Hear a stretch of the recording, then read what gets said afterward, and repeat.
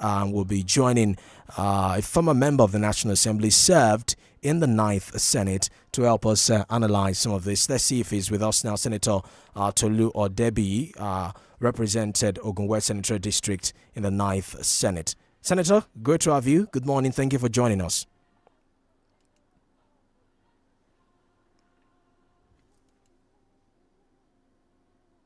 Hello, Senator.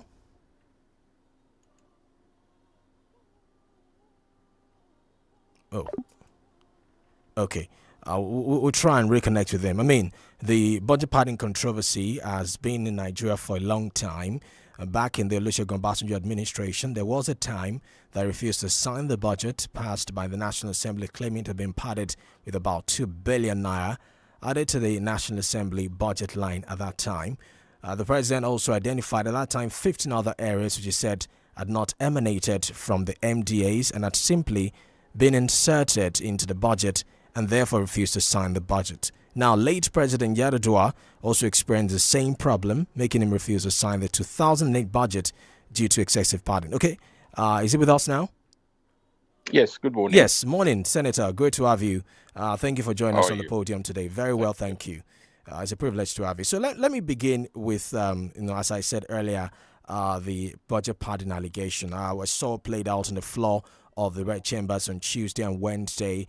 We also saw the likes of Senator Abaribe and Senator Jarigbe saying that the issues raised by Ningi should not have been made public the way it was. They say such matters should have been raised on the floor as it was an internal affair. And they say, it was brought to the public. The fact that it was brought to the public might further incite the people against the Senate, given the perception that many Nigerians have about those who occupy that seat. What did you make of what played out, first of all? And do you think Ningi should have brought it in the open the way he did?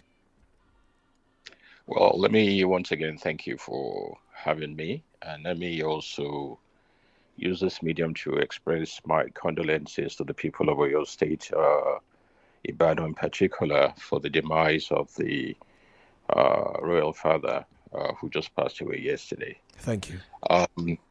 Having said that, I think there are different layers to what is currently going on. One is the accusation itself.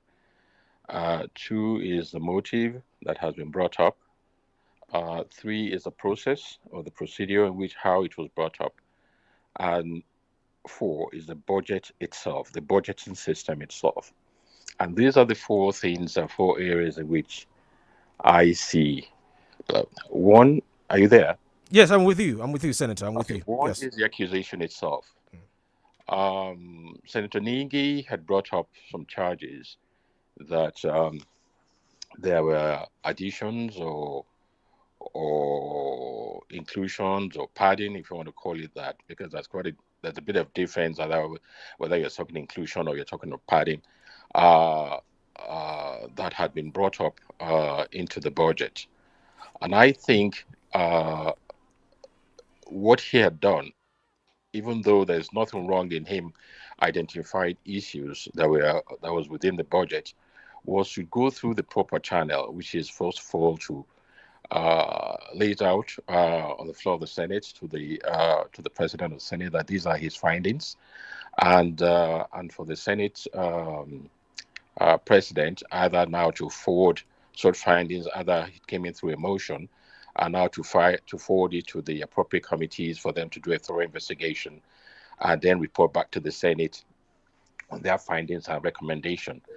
And that would have afforded him some time as an opportunity to present all the documents and go through the details of what he had found. That he did not do. And that is where he was being faulted, because you can't raise fire or raise issues when you're not being supporting it. And I can also understand that he presenting it the way he did not afford him the opportunity to really justify his case. So that's one area that I see it's an issue. If he had presented it properly, it would have been addressed and it would have been forwarded to the appropriate committee to go and to take a look at it and to investigate, and he would have been invited to that committee to present his his findings, and after that, it will have been now the recommendations and the report of the committee would have been brought to the floor of the Senate, and presented to the Senate. Okay. For them to take a look at it. Yes. So that's one. Yeah. One aspect. Okay. So let me quickly come in here, Senator. So you're telling us that if you are in the Senate and you notice some discrepancies in the figures of the budget, there is an internal mechanism through which you can address this. Yes, and Nningdi did not do that. Yes, of course. I mean, he went straight to the social media or to the media and to raise the issue, thereby negating the opportunity that he would have had. If he had just brought it to the Senate, I mean, he could have written up a motion that this is what I find, that these are my findings, and blah blah blah blah blah, and this is and this is what I'm requesting that the Senate does take a look at it.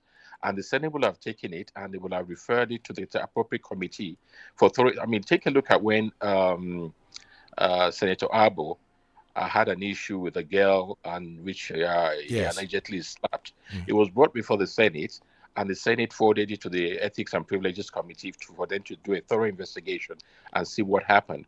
And after that investigation, it was recommended that he should be suspended. So the normal process should have been followed rather than just go out into the media and start laying out issues which did not afford the Senate to have an opportunity to defend or to take a look at. I mean, his issues could have been justified, or maybe they are valid, but because you've gone through you've gone that way, you've already brought up the issue of motive, and that is why Senator Opeyemi Bamidele, the leader, came out with the issue of the motive, that there's more behind what is going on that we see. Or maybe could it just be that, as a representative of his people in Bauchi Central, he felt like his people needed to know what is going on, and that was why he decided to, go to the press the way he did. Because whether or not the Senate has an internal mechanism, we are Nigerians that elected them into office. They got there by own vote. They're sitting down there on our behalf, and we deserve to know whatever is going on in case you are being shortchanged. There is nothing saying you shouldn't. People do not have the right to know what is going on. But at the same time, there's an institutional mechanism and process that you must follow. I can't just walk into the Senate chamber and just start saying anything just because I'm in the Senate chamber. I mean, then you're just going to have a marketplace. There's a normal process in which you have to follow, right. Or I can't start making false claims, and just because I want to incite people, or I want to appeal to my constituency, say things that are not valid. But I'm not saying what he has said. I'm not justifying either what he's saying or what he's not saying. What I'm just saying is that the normal process should have been followed, which is, yes, he did his due diligence, which is commendable. He highlighted and found some discrepancies, and then he should have presented to the Senate on the floor of the Senate, which we could have read as a motion, which everybody will have heard anyway. It's a public, that would have been a public information, and having done that, the Senate will have now taken the motion, and they will recommend it to appropriate committee for them to do a thorough investigation and report back to the Senate within 1 week, and with their recommendations. Right. Okay. So Senator, aside the pardon or inclusion of 3.7 trillion, we'll get into that a bit. But let me just go into another issue he veered into on the floor of the House on that day after Senator Solomon Adeola had debunked some of the allegations he raised. He talked about constituency project or zonal intervention project. Said some central district got 120 billion, some got less than 1 billion from constituency projects. And I remember watching Senator Baribe talked about how the money is being shared across zones, and naturally some zones will get lesser than other zones. There are some senators in some zones who get lesser than other senators. So, I mean, you've been in the National Assembly. Can you tell us if there is a defined formula for how these funds are to be distributed from one zone to the other, and what determines what the senator gets? Yes. The issue I see is our budgeting system itself is flawed. And really, that's the issue that I think we should be focusing on, is that the budgeting system that we have does not truly is suboptimal and does not truly amplify the wishes and aspirations of Nigerian people. I just think our budgeting system is flawed. It leaves itself open to bloating, to corruption, to all kinds of shenanigans. And it's not only from the Senate. I mean, it's not even from the presidency, from every MDAs. It just become a place that everybody wants to put in something that they want for their constituency, and it shouldn't be so.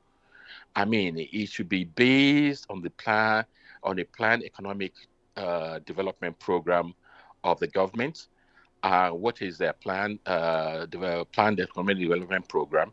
And then, based on that, each MDA must align itself with that economic development program and develop a budget, their own budget, in line with that economic development program.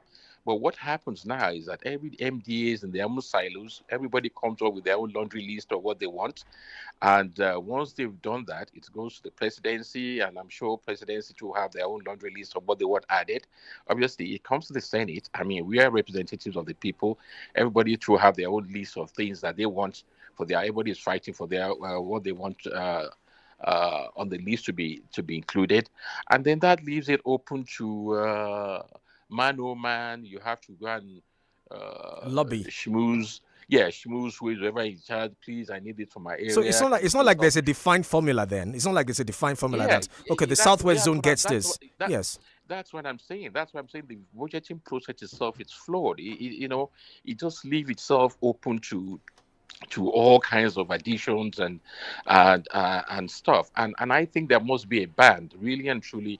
I think, well, first of all, I mean, there should be a ban in the sense that, I mean, this needs to be thought through properly. Maybe, by the time it comes to the Senate, there cannot be more than... Right. Senator, I want you to hold that thought, please. Please hold that thought. We need to take this quick commercial break. We'll be back in a moment. Please stay with us.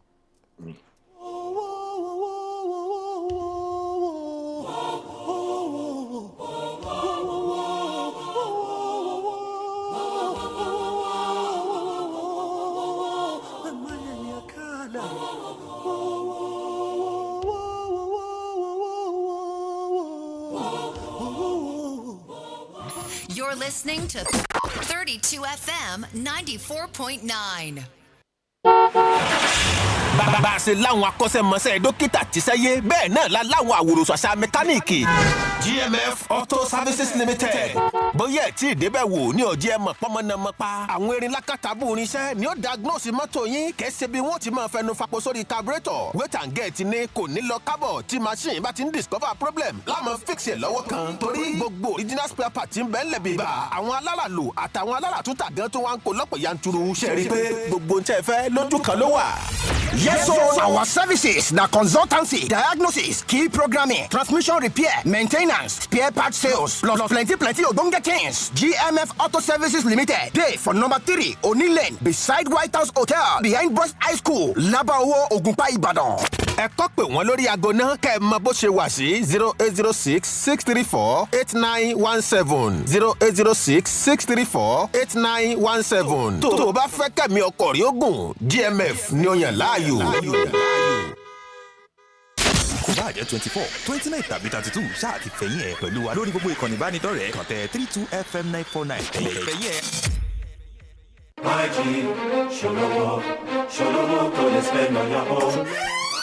Baby, why you for the come by this kind time? I go charge for she go house. Which kind of like be this? NEPA no dey since. We no hear any generators for this compound. Why you can't go charge? Dey there. She go don buy DC product for Shikes Solar Land. So if NEPA dey or NEPA no dey, she go no dey carry land. No be only that one dem get o. Dem still get other solar appliances like DC washing machine, DC freezer, DC rice cooker, DC stove, DC dry iron, DC mosquito killer, plus plenty others. Many inverters still dey o wey go power everything wey dey your house. Oya, we check Solar Land kíákíá sórí 0703-204-0269, 0703-204-0269, or make you visit them for Dugbe beside MDS 14 Magazine Road, Ibadan. Tàbí check out them website www.shikesolarland.com. Oh yeah, baby. I dey go Shike Solar Land now. Go buy our own confirm inverter wey go power everything wey dey this our house. I no wan hear say you go house again o. I no go again. Spend on your own.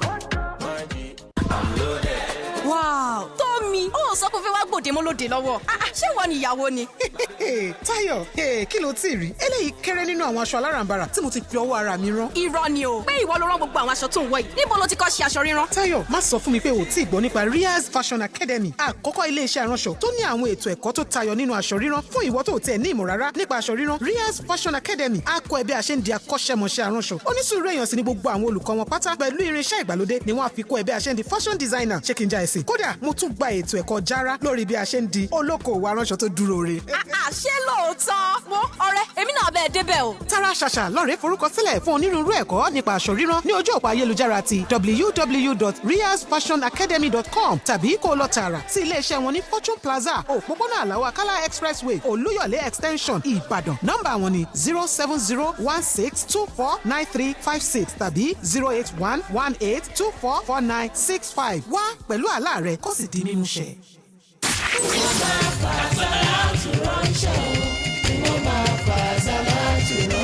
Maria Babi Kaya Ramadan! Alhamdulillah! Ramadan dé lọ́tún 32 FM Ramadan quiz gbọ̀nà tún yọ. Ìrọ̀lẹ́ ní tọdún 2024 yìí o 4:15 p.m. lójoojúmọ́ ní ìdíje yóò máa gbéra sọ. Ọmọ ọdún 8 sí 15 8 to 15 years ni ó láǹfààní àti kópa lórí rédíò 32 FM 94.9 live and direct Mondays to Friday. Yawmal Jumu'ah ńlá ṣekágbá ọ̀sọ̀ọ̀sẹ̀ bí ìṣe wa. Ọjọ́ àwẹ̀ àkọ́kọ́ Ramadan 1st 1445 ní ìdíje 32 FM Ramadan quiz yóò gbéra sọ. Onírúurú ẹ̀bùn ló ti kúnlẹ̀ fáwọn olùdíje kí àwọn ọmọ yín tọ́jú orí wọn wà lọ́dún 8 sí 15 kí wọ́n ṣàtìpè wọlé láti dáhùn béèrè bó ti tó àti bó ti yẹ lọ́rọ̀ bá bù ṣe. 32 FM Ramadan quiz 2024 mashallah ọmọ mi ò ní gbẹ̀yìn bẹ́ẹ̀. Wọ́n máa fà sára tó ránṣẹ́ o, wọ́n máa fà sára. Ìrìn àjò ẹ̀mí ìtọ̀tẹ̀ yìí máa bèrè kékèké. Israel àti Jordan là ń lọ. Johnnycraft Travel and Tours Limited ló tún ṣàgbékalẹ̀ an holy pilgrimage to Israel and Jordan. Lára àwọn ìkànnì ọlọ́run alààyè tá a jọ ń lọ fún ìrìn àjò ẹ̀mí ìtọ̀tẹ̀ yìí ni Pastor Ben Adéwọlé, Pastor Kúnlé Farayọlá, tó fi mọ́ Prophet Amos Akíndélé Olúwafẹ́mi, ọmọ bàbá aláṣẹ pé a ó máa gba fìkanràn kàdúrà. Bẹ́ẹ̀ la ó yẹ Olúwa. Gbogbo àwọn ibi tá a dẹ̀ ti kà nínú Bíbélì la máa ṣe àbẹ̀wò sí. Láti Saturday 22 sí Sunday 30 oṣù kẹfà June ọdún 2024 yìí. Ẹ tètè wá fi orúkọ sílẹ̀ pẹ̀lú owó péréte. Ìwọ náà dẹ̀ lè jẹ́ onígbọ̀wọ́ fún ẹni tó bá wù ọ́ láti lọ. Àǹfààní ti ṣí sílẹ̀ báyìí o. Lọ sí ilẹ̀ mímọ́ Israel àti Jordan. Ẹ kàn sí ọ́fíìsì Johnnycraft Travels and Tours Limited, Rich Bank Building along Ọjọ́ UI Road, opposite UI Campus, Water Area, Ìbàdàn. Tó fi mọ́ Lagos office wa 5 Báyọ̀dé Olúwọlé Street, off Balogun Street, ládojúkọ Lagoon Hospital, Ìkẹjà, Lagos. Tàbí kẹ́ máa pe 0806-467-9674 àti 0803-319-8632. Ìrìn àjò ẹ̀mí ìtọ̀tẹ̀ yìí máa bí testimony fún wa lórúkọ Jésù. Feel better about your life. 32 FM 94.9, the antidote to depression. Just because you do not take an interest in politics doesn't mean politics won't take an interest in you. The funds spent were properly spent because we got them from intervention funds. Only you waka come. There is God. I don't know which party my wife belongs to, but she belongs to my kitchen and my living room and the other room. Stay in tune with politics on 32 FM 94.9.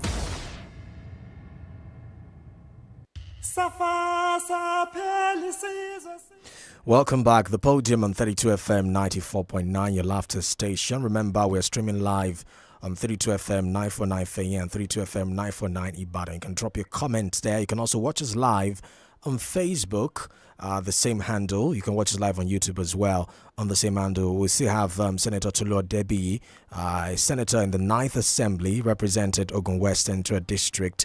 Also, as you know, the podium is a panelist discussion every Saturday. We have our in-house panelist already with us. Professor Emi Ayede of the University of Ibadan is joining us virtually. Let me welcome Prof. Prof, great to have you. Good morning. Yeah, good morning. Morning. It's a great day, and welcome the senator. Yes. Let me also. Good morning. Good morning, Prof. Yes. Let me also welcome our second panelist, Barrister Yomi Ogunlola. Barrister, good morning. Yes, good morning, and a happy Saturday. And let me also welcome the senator. Yeah.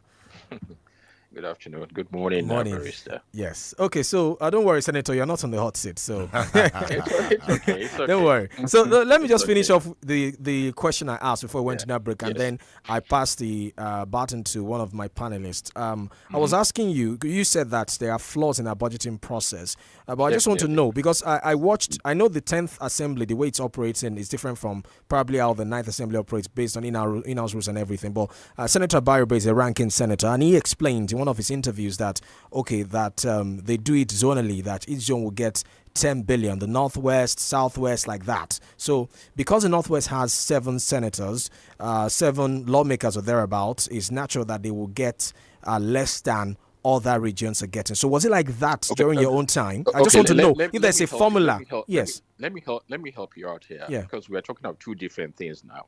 We are talking of one. We started off with the accusations of Senator Ningi, which is talking about overall general budget padding and certain things going on. And then you are also talking about constituency projects. No, because he raised. I'm bringing this up because he raised it as well. I know. He said some ranking senators. Yes. Now let me tell you. For me, the way it worked is that when it comes to your constituency project, you are given a band. Because you need to educate your audience to understand that it's not money or cash that people are being given. You are being given a band that, okay, each senator you have let's say 200 million constituency projects to come up with in terms of what you want to do for your people. And then maybe they can also say maybe they give you 200 million in capital projects. Now, what do they mean by that? In the 200 million concept, in most cases, they've even given you a list of things that you can use that 200 million for. So either a ministry or something they've sent it, they'll say training on poultry or something. They've put an amount there, maybe that's 12 million. So the ministry will determine what you're supposed to use with the funds. The ministry. Yes, exactly. So they will send it. They will have sent it to us. So they will say purchase Okada, blah blah blah for constituency. They said they can tell you the unit cost of Okada. So you can say, okay, well, I'm going to take 15 of that, 20 of this. So you make sure that the total sums up to that 200 million, and then you now submit it to the leadership in the Senate, that they will now have that included for your constituency. Now, the same goes for your capital projects. That means you want to do school boreholes, you want to do school. They will tell you how much a four classroom block of for school cost. Maybe they can say that's 23 million. They can tell you that so you will now also indicate, okay, fine, and also indicate what areas you want those things to be placed, and then you now submit the total. That's what I know that I did, and that's what I know that was sent to us. Now, if anything happens behind the final stage when it's been forwarded, I don't know. But what I'm just telling you that the normal process, that is a normal process, and it's not money that is given to you. It's just the fact that you now indicate that. But having said that, I will not still say that that's the perfect procedure or the perfect way, because I keep telling you that I find our budgeting system to be honestly flawed. I just think it leaves a lot of room for orca, because even beside what you are given in the Senate, you still have an opportunity. If you're a very proactive senator, you can run to certain ministries. I can run to Ministry of Works that, oh, please, I have this road in my constituency, and lobby them. Please, can you include it in your budget from the Ministry of Works, and to make sure that that is done. I can run to the Ministry of Science and Technology that, please, I need a computer lab for certain schools in my area. Can you include it in your budget? That is different from what you are given in the Senate. Okay. That is your own hard work of running around to the ministry from ministry to make sure those items are included in their budget, and all that. Right. But as I've said, I think there must be a better. I think the issue is for us to really sit down and look at our budgeting system, which has been prolonged, which has been an issue that has been prolonged for a long time. Senator, let me bring in one of our panelists now, Barrister Ogunlola. Yes. Yeah, Barrister. Yes. Yes, Senator. Please. Yes, please. Let me crave your indulgence. I would want to please. ask, my questions on the very subject you have just thrown some light on. Now, the presidential system of government that we're practicing was adopted from the American model. Is that correct? Yes, please. Okay. Now, in America, constituency projects, lawmakers merely attract infrastructural projects to their constituencies, lobbying and what have you that goes on in the House. But they are not allocated funds, and they are not allowed to execute. They are not allowed to supervise. That's in America. Yes. But what we find in Nigeria, we find that constituency projects, especially when it comes to issue of infrastructural projects, senators are allowed to choose contractors to execute those projects, and at the end of the day, even supervise. So I want to ask. I want to ask. Go ahead. This model that we are using, where did we get this from? Well, thank you, Prof. I believe. No, barrister. He's the barrister. Barrister. Okay, Yes. Thank you, barrister. You see, I totally agree with you that yes, we took this model from the presidential system of government. But having said that, I believe that I've always felt that even the presidential system of government is suboptimal for us here in Africa, and I think needs to be tweaked in line with our own culture and norms and certain things. But having said that, you see, I agree with you, and that's why I said the budgeting system itself is flawed, and that's what we should be looking at. How do we correct our budgeting system so it does not leave open all these areas of ambiguities and issues and corruption and all these things that you said? I mean, because what normally happens, for instance, if I say that I want a primary healthcare system in my area now, and I put it down, and and is being placed under a ministry of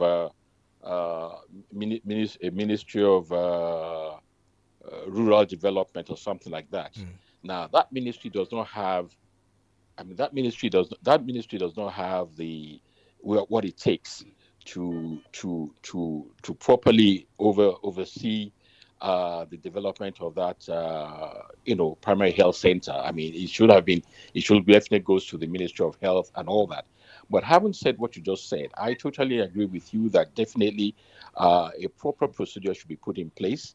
I mean, for some of us, I mean, you just want development in your constituency, and let me also let people understand that the reason before legislators were not even involved in a lot of these project developments, but because of the collapse of the local government systems that we have in this country, the burden has now been placed on their selective representatives to now be the ones who provide borehole, to now be the ones who provide road, schools, and all these issues. So really and truly, I do agree with you that definitely. I even think what is better, maybe at the beginning of the year, that each legislature should highlight some of the things that they want for their constituency for that year, submit it, and then it will be sent to the various ministries, and then the ministry can decide on which of your projects they want to incorporate into their budget, and so be it. And you don't have much of a say as long as it's included in that budget to see what happens. Okay, but now, Senator, yes, along the same line, quite a number of people have been voicing, their resentment. Permit me to use that word. Okay. To what happened in Surulere constituency, where Gbajabiamila held sway. Then, most of the constituency projects that were executed in Surulere were named after Gbajabiamila. It's wrong. I will tell you categorically it's wrong. It happened in my own senatorial district too. I mean, it's wrong. I mean, I'm sure if you go back and research, you'll find that I never even did any commission on any project, because I feel it's an entitlement of the people anyway. I mean, so commissioning a borehole or commissioning a road project or street light, to me, I just think it denigrates the office that you hold. I mean, and I think it's wrong that you, I mean, yes, you can say you facilitated it and all that, and let people know that you facilitated it, but it's not your own personal project, and it was not done with your own funds. Right. I mean, it's a public fund. Let's go to Prof now, Senator. Let's go to Prof. Prof. Yeah. Yes. Yeah. Thank you very much. Senator, you know, this issue of constituency projects has been a difficult thing right from the time of President Olusegun Obasanjo. In fact, it was a major source of conflict between the executive and the legislature. And over the years, the National Assembly has fought hard to make themselves relevant. And they thought that the constituency project is one way they can be known in their constituency to have contributed to development. And it has also been a major source of a scandal. Yet you say there's a budget problem. Is the National Assembly not in a position to reform the budget process? And why has it not done? Because my feeling is really that they did it, you know, for self-aggrandizement. Not that there's a problem with reforming the budget. First of all, our own role is not to sit down and redevelop the budgeting system. We have a budget office. They have details. They have more of the internal details and intricacies of what is needed and what is not required. They know what the National Development Program is, and they can now develop a budget, because we don't even have access to their portal anyway. I mean, so it's not as if the Senate goes into their portal and start making all these changes. I mean, the Senate highlights and I'm sure they list all the additions that needs to be done and forward it to the budget office for inclusion. I'm sure that's probably the way process is. But what I'm saying is that I totally agree with you that this whole constituency projects and all these things, I mean, it all came about because of the collapse of the local governments. And you cannot imagine the enormous amount of pressure on representatives, I mean, to do boreholes, to do this, to do roads, to do infrastructure, to build schools and all that kind of stuff instead of lawmaking. So what I'm saying is that it's because of this collapse that has put the burden now on the various representatives. But having said that, I also still believe there are also a lot of shenanigans and a lot of things that needs to be tidied up to make it a more transparent and more accountable process. Right. I will not deny that. Right. Senator, sorry to come in here. You see, okay, Prof. All right. The point I was making is really that if you go into history, even when Obasanjo was paying revenue directly to local government, and the local government was buoyant, there was this problem was there, and you have an appropriation committee. I ask myself, if the committee cannot propose something, there can be a budget law that the National Assembly can deal with. So if the appropriation committee cannot deal with the reform of the budget process, then what is it doing? You see, I mean, first of all, you have to look at, because we don't have, I mean, in terms of the appropriations committee, you see, we get it after the budget has been, we get after the budget has been sent to us and all that. But what criteria or the process that was used, because you have to design a whole new template and you have to design, I mean, you have to get consultants and you have to really look at exactly what are the needs of every ministry. The National Assembly is not equipped to do that.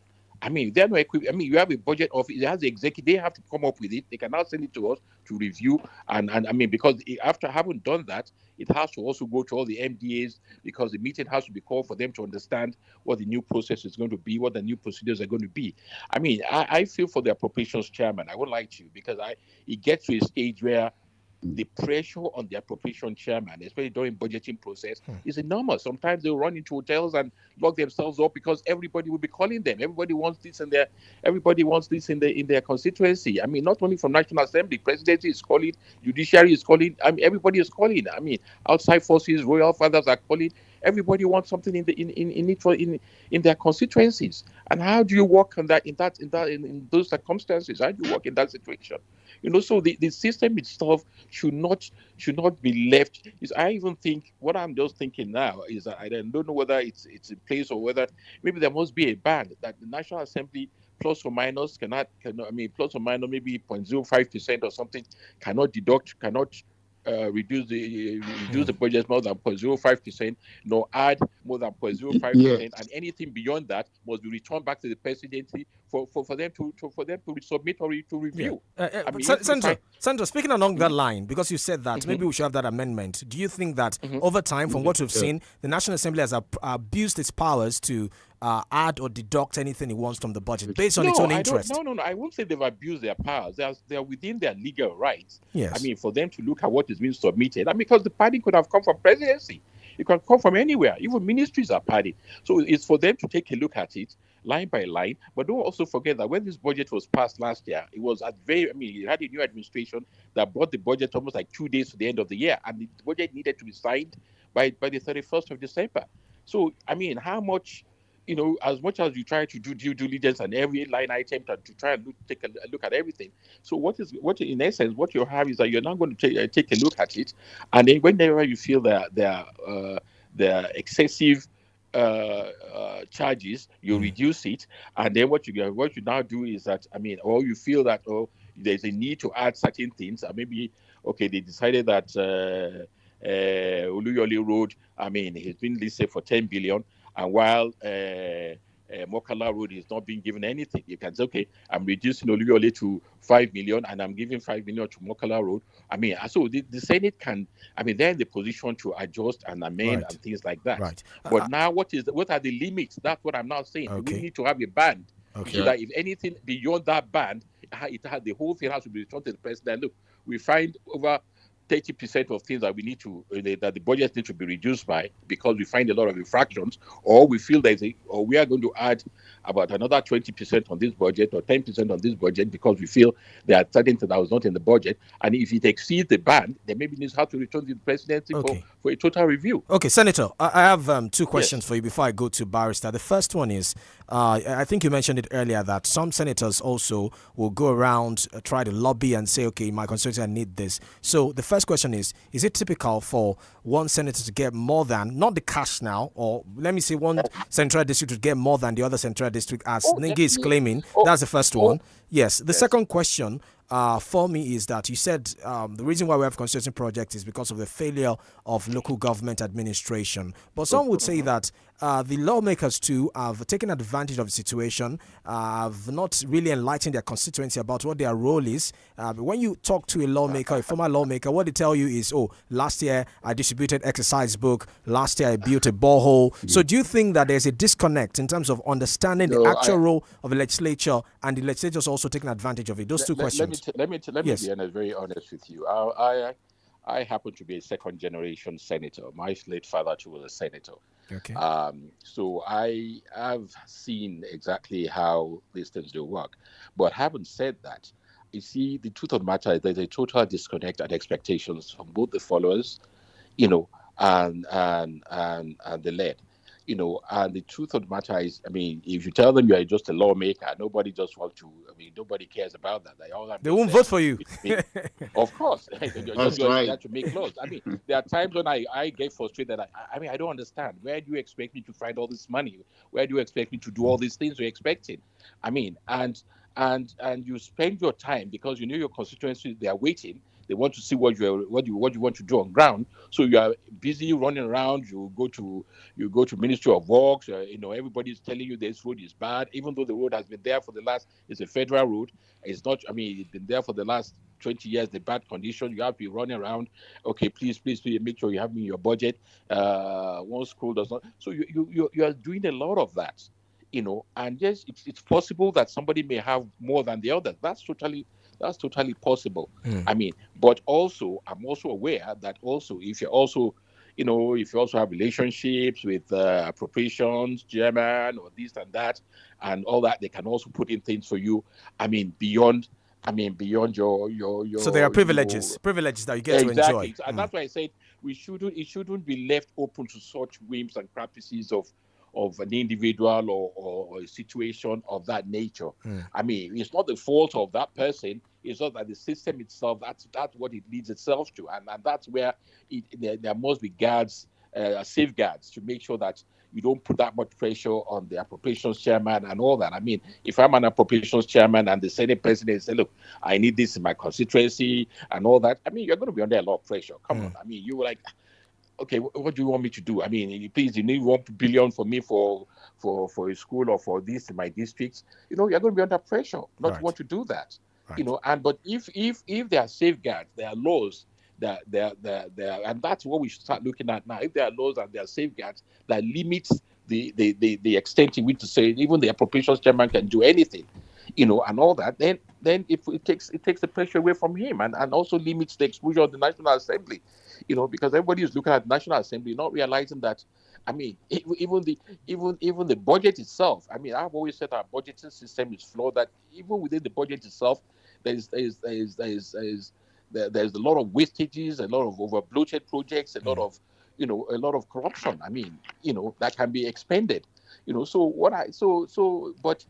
Right. Senator, let's quickly take a break now. When we get back, we'll continue the conversation. Please stay with us. The podium will be back in a moment.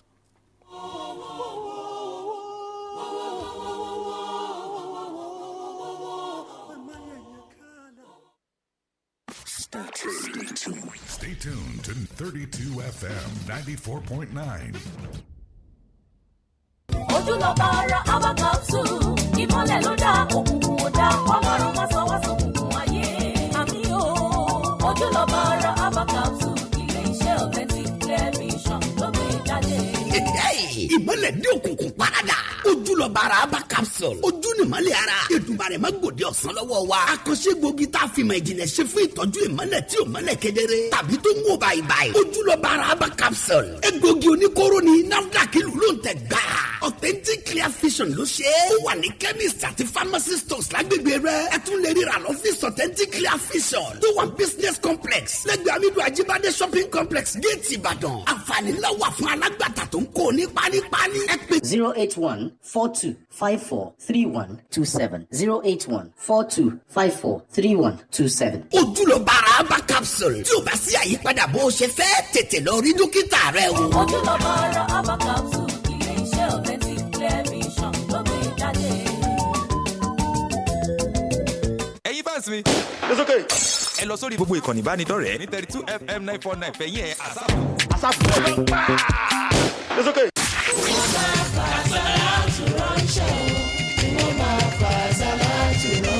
Maria Babi Kaya Ramadan. Alhamdulillah, Ramadan dé lọ́tún. 32 FM Ramadan quiz gbọ̀nà tún yọ. Ìrọ̀lẹ́ ní tọdún 2024 yìí o. 4:15 p.m. lójoojúmọ́ ní ìdíje yóò máa gbéra sọ. Ọmọ ọdún 8 sí 15, 8 to 15 years ni ó láǹfààní àti kópa lórí rédíò 32 FM 94.9 live and direct Mondays to Friday. Yawmal Jumu'ah ńlá ṣekágbá ọ̀sọ̀ọ̀sẹ̀ bí ìṣe wa. Ọjọ́ àwẹ̀ àkọ́kọ́ Ramadan 1st 1445 ní ìdíje 32 FM Ramadan quiz yóò gbéra sọ. Onírúurú ẹ̀bùn ló ti kúnlẹ̀ fáwọn olùdíje kí àwọn ọmọ yín tọ́jú orí wọn wà lọ́dún 8 sí 15 kí wọ́n ṣàtìpè wọlé láti dáhùn béèrè bó ti tó àti bó ti yẹ lọ́rọ̀ bábù ṣe. 32 FM Ramadan quiz 2024 mashallah ọmọ mi ò ní gbẹ̀yìn bẹ́ẹ̀. Wọ́n máa fà sára tó ránṣẹ́ o, wọ́n máa fà sára. Living Proof Supermarket àràgbá yamuyamu ilé ìtajà ìgbàlódé ló tún fàsìkò yìí dúpẹ́ lọ́wọ́ gbogbo oníbàárà wa fún ìbádòwòpọ̀ lóòrèkóòrè. Ẹ ṣé àdúpẹ́ o. Àwa gan tún ṣe ní ìlérí wípé a ò ní já yín kulẹ̀ nígbà kọ̀ọ̀kan. Ẹ má wàá gbàgbé wípé bẹ́ẹ̀ ṣe ń bá wa ra ọjà láì tẹ̀tì ni customer loyalty point yín ga sí láti tún gba shopping vouchers pẹ̀lú àwọn oríṣiríṣi ẹ̀bùn tó jọjú. Gbogbo nǹkan tẹ́ wá ń fẹ́ láti rà ló ti wà lójú kan ní gbogbo ẹ̀ka ilé ìtajà Living Proof Supermarket, Pinnacle Building, Fẹ́lẹ́lẹ̀ Ìbàdàn, Old Martin Pharmacy, Lee City University tó fi mọ́ Total filling station Mọ̀lété àti èyí tó wà ní Bódìjà pẹ̀lú èyí tó wà lẹ́bàá Capital Kitchen àdójúkọ Asalam Schools Akala Expressway Olúyọ̀lé extension Ìbàdàn àtẹ̀káwa tuntun tó wà ní Ayétòrò Ṣogbo bẹ́ẹ̀ ṣe ń fẹ́ lẹ́ọ̀ṣẹ̀ rírà ní Living Proof Supermarket fún àlàyé lẹ́kùnrẹ́rẹ́ ẹ pè 081-8888-7120 081-8888-7120 Living Proof Supermarket ọ̀rẹ́ oníbàárà ní tòótọ́. ọ̀pọ̀lọpọ̀ Ramadan dé oṣù ìkẹlẹ́jà Ramadan dé oṣù àlùbáríkà ní 32 FM 94.9 àjàkẹ́rin Cocoa náà wà nìbàdàn ọ̀nà ń kí wa pé a kú àmójúbà o mùmínì mùmínà máa kú ọdún ó mà tún ti yá ká wá ṣiṣẹ́ ládàá káṣọ nígbọ̀wọ́ ètò iye tágbára bá ká ìṣẹ́jú márùn-ún mẹ́wàá tàbí ìṣẹ́jú mẹ́ẹ̀ẹ́dógún ọgbọ̀n ìṣẹ́jú wákàtí kan lówó kékeré ọyọ́ kàgbéra ká lọ rà lága Ramadan hello Mr. Ayédùn 070-83-19-60-95 àwọn gan ló máa gbé tàbí kẹ́pẹ́ Yusuf lórí nọ́mbà yìí 08146113680 àwọn ló máa gbé Ramadan yìí máa dùn wá sọ̀pọ̀ ọdún. ṣẹ̀mí bí olóògùn ọ̀rẹ́. Ijaodola lètò tó yanjú aáwọ̀. láàrin mùtúmùwà. Tóbilọ́ba Ògúnṣínà Wọ̀kìlùmọ̀ látọ́kùn ètò. láago 11 àárọ̀ lọ́jọ́ Ẹtì àti Àbámẹ́ta. You're listening to 32 FM 94.9. All right, the podium on 32 FM 94.9. We see our Senator Tolu Debi with us. He was a member of the Red Chambers of the National Assembly in the 9th Assembly, actually represented Ogun West Senatorial District. Panelists are also with us as well, Barrister Ogunola and Professor Remi Ayede. Thank you for coming back. Staying with us on the show, we are live on Facebook, 32FM 949 Ibadan, 32FM 949 Fenye. We're also live on YouTube as well on the same handle. So let me go to Barrister now. Barrister. Yes. Honorable Senator, are you still there? Yes, I'm here.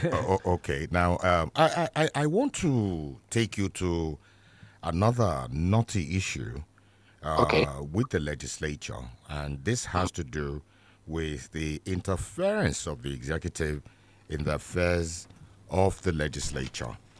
The Constitution provides for 3 independent, not watertight, I agree, arms of government. The legislature, the executive, and the judiciary. Aside from the 8th Senate, led by Bukola Saraki, which insisted on its independence, most senates are broadly regarded as rubber stamps of the executive because the executive wields so much influence, particularly with the choice of its leadership. What's your reaction to this? Is this the ideal? Should this be the norm? Personally, I'm very much against it. I totally agree with you that each arm of government should have its own independence. They must be independent, and that's how we can have checks and balances on each other, and that gives more of optimal representation, if you can call it that. Unfortunately, it's the situation is that you find that even like in the 9th Senate, I mean, there are some of us that were not happy, and quite a few people were not happy the fact that the floor was not being given for robust debate and agitations against some of the issues that were ongoing. I mean, I remember. That when they had this herdsmen issue, especially in my area, I was very upset, and even though I belong in the same party that was in the government, and I had to speak out forcefully. Again, what was going on, because the president at that time was not even speaking out, and I felt it was wrong, But at the same time, everybody is different. The leadership they are the ones that interface with the executive all the time. They would have agreed on something with the executive, and then they'll find a way, without fully disclosing to you in a subtle way, to just keep everything under wraps. And these are some of the challenges that doesn't give for a good representation. If for instance, the leadership has agreed with the executive that, look, don't worry, we'll just pass it. We are going to get this bill passed for you, and that kind of thing. obviously, when they come to the floor of the Senate, I mean, they may not bring the bill up in time for you guys to review, or when they're going to review it, they already know who they're going to call. I mean, they've spoken to some of the people they're going to call to speak on it, and so even though so there are ways in which these things can be done, and to me, I just think it behoves on the leadership to ensure that yes, we don't succumb. Senator, is it not normal? Some people have argued that when you have a situation where the executive and the legislative arm of government are of the same party, that they tend to have this cordial relationship, and people have the perception that if there is no constant bickering, you're already a rubber stamp. Some people even bring the argument of you don't bicker for not. If you don't just bicker for bickering's sake. Yes. I mean, if there are things the government is doing that you have strong opinion that it's not right, you speak out. I mean, you're only helping your government. I mean, you're only helping your party. Honorable Senator, perhaps I come in here. Let me ask this very, very fundamental question. To whom should the legislature owe his allegiance? Is it to the executive? Is it to the party? Or is it to the people? Because this is in line with what it is to Toba the is people. asking. It is to the people because we are elected representatives of the people, and so we make up the hopes and aspirations and wishes of the Nigerian people. But having said that, there's so many things we can discuss. I mean, even the selection process or election process and the whole thing at the party level. At the party level, because the party level. Because what normally happens is that the party, they themselves, they abdicated their role to giving governors the sole right to decide who they send to the House of Reps or send to the Senate and all that. And then what now happens that when the senator now gets there, he's beholden on to his governor because his governor is one that made sure that he got there. And then that becomes an issue for the party when the party wants to take a stand and they're not in alignment with their governor. You see, so there are a lot of issues that needs to be looked at. I mean, but that's another issue for another day.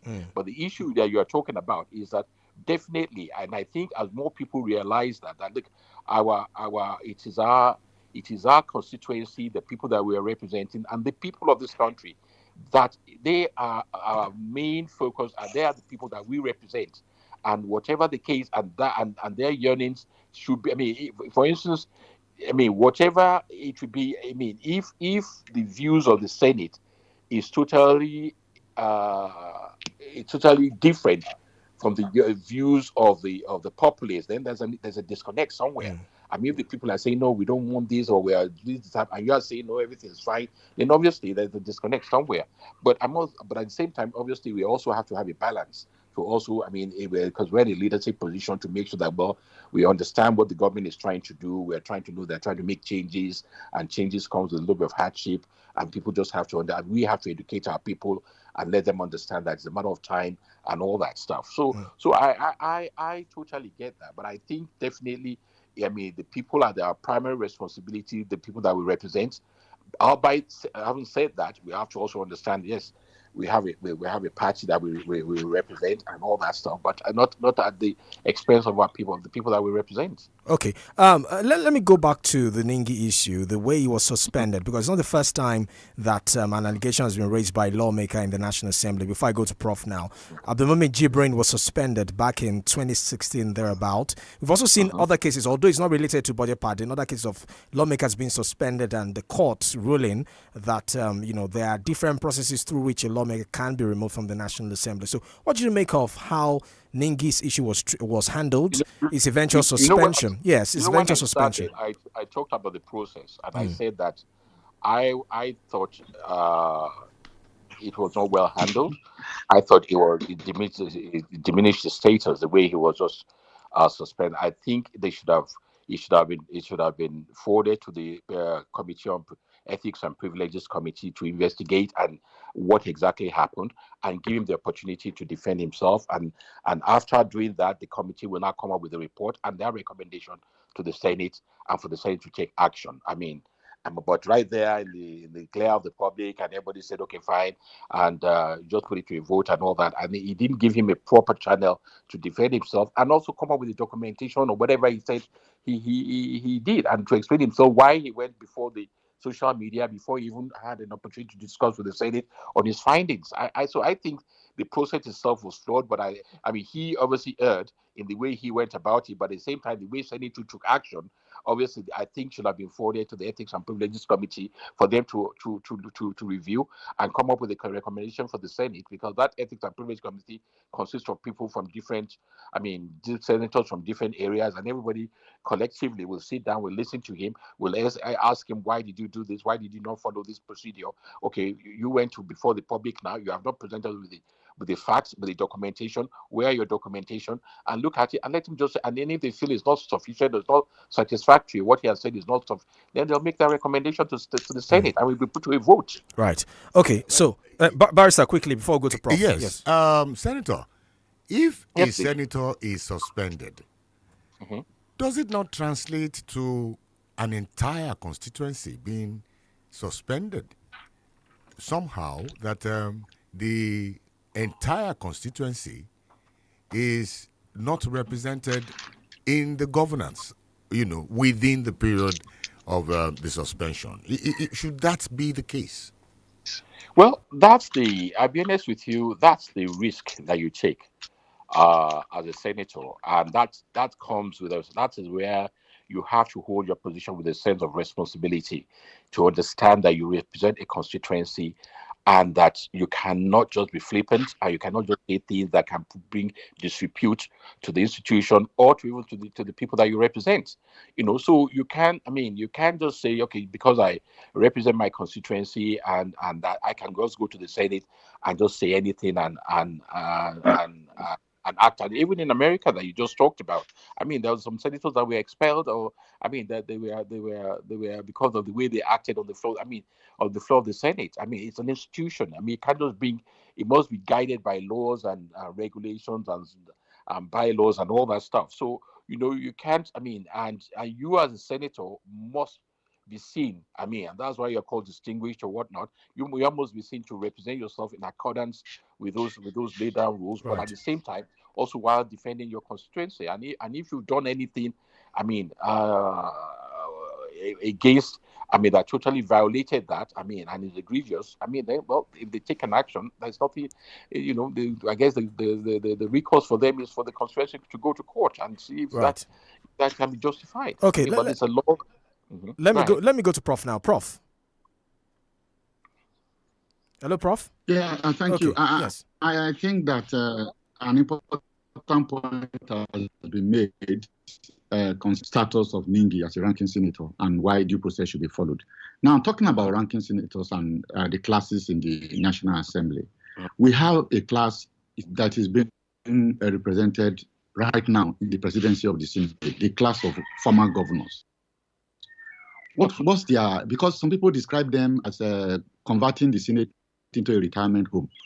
And that's why some people think that when you have a Senate president like Akpabio, you are not likely to have a Senate that is independent of the executive or even assertive of the collective interests of the Senate. What has been your experience with the class of former governors who are in the national I think there are two issues here. I think you have a point there that now it appears the Senate is now becoming a retirement home for ex-governors, and as I said, and I think that has come about because there is a fault in the selection process or the party formation itself or the party structure itself that has abdicated its role and given these governors almost like the sole right to decide within their states who goes. And obviously, because they are coming to the end of their term, so they can put their name and nobody can fault them because they control the finances and the funding of the party and everything. So as compared to years before, when even people in your ward has a say because everybody's naira and kobo contributes to the overall expenditure of the party. So that has created a problem now that we are seeing because every governor now, the second time they are looking at going for the Senate and they make sure that nobody picks up a ticket for that thing, or they buy all the tickets, they buy all the forms, and then decide who they want to give it to. So we have a problem there, and that needs to be resolved. This issue of ranking or no ranking, yes, I know they exist, but I think we also have to be very careful, because under the eyes of the law, we are all equal. I mean, there is all this, yes, ranking or no rank. But, like in anything in Nigeria, once you say you are ranking, you feel as if you have a privileged position than everybody else in the Senate, and which it should not be so, really. We are all equal. I mean, each person is representing his own senatorial district. I mean, even though you are coming second time, but I mean, what you did in the first time is over. I mean, you are coming again as a senator. I mean, and all that. And yes, yeah, I mean, that gives you an opportunity for some position. But I think that is being taken, because if I'm now finding out that even in the apportionment of funds and things are going on behind the scenes, I'm ranking, I'm not ranking, then we are going down the line. That should not be so. Okay. I honestly, and I think that was most unfortunate. Senator Tulodebi, it's been a very interesting conversation with you. You've been able to enlighten the public on some issues, especially those who be thinking that, you got 500 million. What did you do for your constituency? 500 million naira cash in this economy. Well, thank you for clarifying. Yes, thank you for clarifying. So we'll be wrapping up this segment of the conversation now. Barrister, final words on this segment before we let Senator go. Senator, you have performed excellently well on my brother said you were not on the hot seat, but I know that your seat will be feeling a little bit hot, after the session. But just before we go, I want you to tell us what legacy did you leave at the 9th Assembly as a wrap-up? Well, thank you very much, and that's a very good question. And I think my legacy is the bills that I passed for my constituency, which I know has been agitating. They've been agitating for a long time. I passed a bill on creating an institution for border studies, and also the change of name that they've been looking for in my senatorial district, in my area. I was also able to bring a lot of development into the area, be it roads, be it schools, be it all the other issues. And there are quite a lot of motions that I was also involved in, either collaborating with other people that I have I contributed positively to. And to me, that makes me feel quite good. I'm proud of what I have done, and I think anybody can even visit my constituency, and I'm sure they'll get the same response from them. Right. That they've been well represented. Are you giving us an invitation? Definitely. Certainly. Oh, definitely. Okay. Definitely. Thank you so much. And I think we should be put on that notice. I think people should go around, do an assessment, and get a feel of what kind of representation they're getting. Right. I mean, I think people should just not be left to just do whatever they want, and at the end of the day, they don't get anything from it. I mean, Thank you. It's unfortunate. Thank you, Senator. Prof, thank you very much. Final word to Senator as we wrap up this segment. Prof. Yeah, he's a member of the ECOWAS Parliament. Yes, Let him just give us a tip about the relevance of that organization. Very quickly, Senator, very quickly. In 30 seconds. Well, the ECOWAS Parliament is just it's a body. It's a parliament that deliberates on the topical issues facing the ECOWAS region, especially after the meetings of the various presidents of the ECOWAS countries, and then they need to domesticate some of the laws. We talk on various issues, whether it's infrastructural development, whether it's issue of when we had COVID issue, whether it's issue. So it's a body that meets maybe quarterly or thereabout, and to just take a look at some of the deliberations and issues that have been discussed on by the presidents, the various presidents of these ECOWAS countries, and that needed to be brought down and either backed by law or by domestication or whatnot. Right. And that's what we do. Right. But having said that, I think even ECOWAS itself, as it's structured, I still see that it's still suboptimal in the way it works. I mean, it still needs a lot of. We still have a lot of issues in the region, especially with our bilingual issue and all that kind of thing, and interest. Thank you so much. Thank you so much, Senator. Senator Tulodebi, for joining us on the podium. A pleasure to have you this morning. Thank you very much. Pleasure. Yeah, thank you. Regards to everybody. Yeah. Yeah, Senator Debi, representing Ogun West Senatorial District in the 9th National Assembly. So we'll kick the conversation going now. Joining us right now is the Commissioner of Justice and Attorney General of your state, 𝐵𝐈𝐕𝐄. Thank you so much for being a part of the podium. Good morning to you. Yeah, good morning. And let me also introduce my panelist on the program today, Barrister Yomi Ogunlola. So it's your learned colleague, if I can say that. Barrister? Yeah. Yes, it's so good to have the Attorney General in the house with us. We also have Professor Remi Ayede of the University of Ibadan with us. Prof? Yeah, good morning, and it's a pleasure to have you on the podium. Okay, let me begin with just to get a bit of... before you begin, let me tell Prof, Shebi, you can see now, last week it was your turf. Today, now legal practitioners deal. So with the unlearned ones, we stay on the side and I'll be watching you.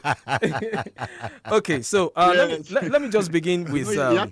that's a special way of addressing them. Yes. I mean, that's why they're learned colleagues now. Okay, so let me begin with just to get a bit of an update regarding the explosion, unfortunate incident that happened about 2 months ago. I remember when it happened, we had the SC on security here, Mr. Fatai Wosheni. And since then, we know that the governor signed executive order.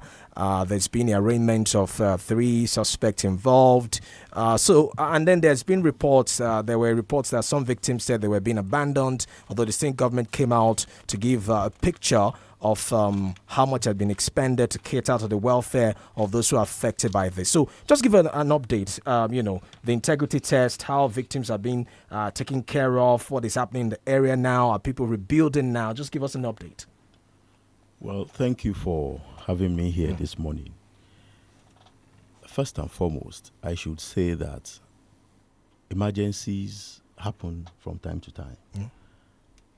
Nobody can plan enough for such an emergency. And even in contracts, thank God my learned colleague is here, there are force majeure events in the nature of acts of God, that with the best of, human thoughts, you will not have imagined will happen. So the incident happened. Nobody will have expected reasonable human beings to keep explosives of that magnitude in residential apartments. So it happened. The government runs on a budget, even though there are contingencies planned in the budget. But it happened, and the government had to rise up to the occasion. From the moment it happened, people were put in hotels to cater to their needs and, shelter. And that has been properly taken care of. The government has done a lot to pick the bills of people who are hospitalized and other associated issues. When such things happen, it's not everything that is in the public space. So I wouldn't know the expectations of the people, especially the victims. I feel their pains. Can imagine somebody who was staying in his house and all of a sudden the house is gone. It's gone. Where you have lived for more than 40 years or thereabout. So it is a big issue on the part of the government and on the part of those people too. But the government is empathetic with their plight and is doing everything to make sure that such never happens again. Yeah. And speaking of such things never happening again, people have said a lot about illegal mining. Some say it's a breakdown of our, security system, our laws and everything. I remember, after it happened, the governor signed executive order on the storage of explosives. There's also been some moves made to address illegal mining, the suspension of some monarchs as well. So for those who don't know what some of this executive order is about, can you, shed more light on it as part of measures to prevent something like this from happening again? Okay, so the way the society works. The society works on the basis of laws. We cannot have a society without laws. So lawmaking is to deal with issues that arise in the society so that we can live well. So after the incident happened, we realized, how did this happen? How did we get here? And what do we do to ensure that we do not have this kind of occurrence again. We have a constitutional democracy where powers are shared between organs of government and tiers of government in a federal system like ours. Under our system, mining is on the exclusive list. It is an item or a subject matter that only the federal government is competent to legislate upon. So you see somebody mining somewhere in Shaki, in Tede, in Aguare, he came with a license from Abuja. And such person is not even expected to speak to anybody in the state. You know, we have so many arguments on our model of federalism, whether it is working, whether it is ideal, whether it should be restructured or reviewed, as it were. But that's an argument for another day. So, if you remember, in October last year, the executive governor for your state, Governor 𝐂𝐈𝐒, issued an executive order, number 1 of 2023, to deal with the issue of mining to the extent that we are permitted. So, mining simpliciter, federal issue, we are not dealing with it, but there are environmental issues, there are societal issues. For example, as part of the condition to get a mining license, the mining company is required to get consent of the local community and is expected to enter into a community development agreement so that they will benefit directly from the mining activity. But what has happened in the past? People just give consent without thinking about it. People sign community development agreements without even knowing the terms. Somebody will just put 1 million naira in an envelope, give to the local people, and they sign. Those agreements, if you ask for copies, you cannot get it. The moment they are signing, somebody is taking it away. So we said, no, this will never happen again. For you to sign any agreement, you must clear it with an agency of the government set up to deal with it. Let them vet it for you. Let them keep the records. There is unequal bargaining powers. So when the state is involved, the company knows that they are not taking you for a ride. We did that in 2023, not knowing that this will happen. So after this happened, we know we cannot go to mining. If we do, somebody will go to court and the court will say, that is within your powers. Is ultra-virus your powers. So what we did was, we said, we did not even call it explosives because it will have been acting beyond our powers. Harmful substance. Yes. We then said harmful substances. If you have harmful substances in storage, you have a duty to tell the state.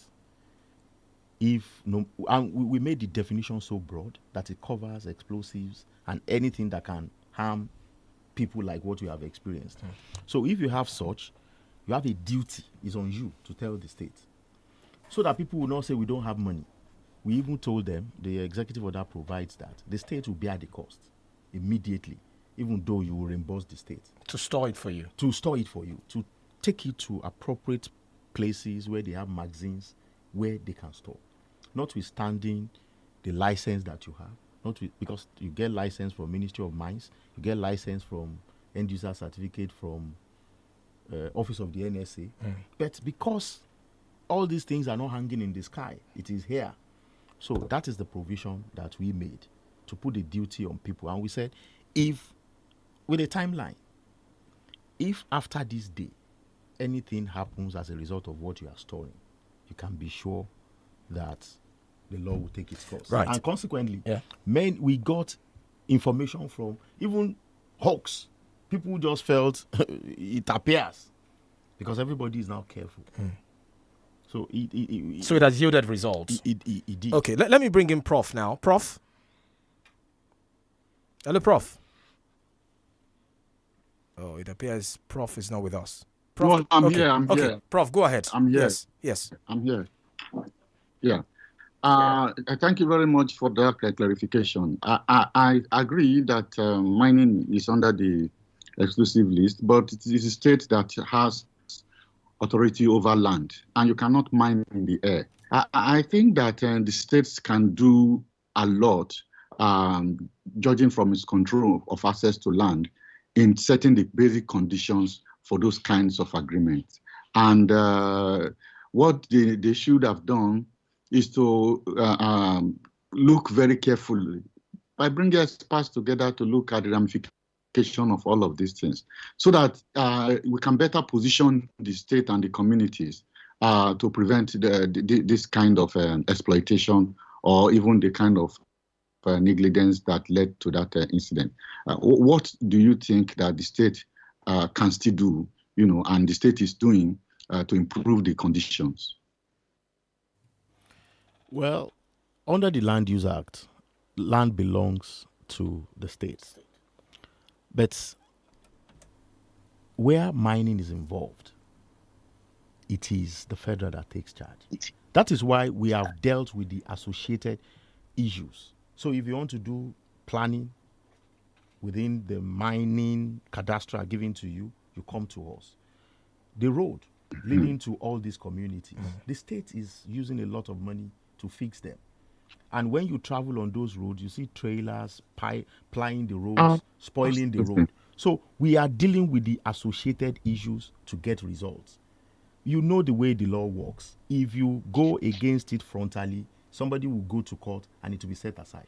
So why do you want to do something that you know ultimately will not work? I think maybe what Prof is trying to say is that, yes, he understands the challenges of federalism, but the states here have the powers by virtue of the Land Use Act. They can decide, who gets what and who gets to use what land. Maybe that's the point he's trying to make. How?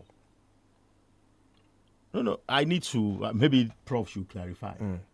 Yeah, because, if I am a miner and I go there and get a license, I just come and I approach the community without the state. What about the leverage that the state has in dealing with the Ministry of Mines or even dealing with the federal government? Because some of these things we are talking about, we know that very important people in the states, even within state governments, have interest in mining. And sometimes that affects what they do with the mining. They are not as helpless as it appears. Sometimes they look the other way. What do you have to say to that? No, Prof. We are not because of interest. No, we are not talking hypothetically here. If you have facts, put it on the table. Or your state government has Pacesetters Mining Development Company. The company is currently pursuing license in Abuja.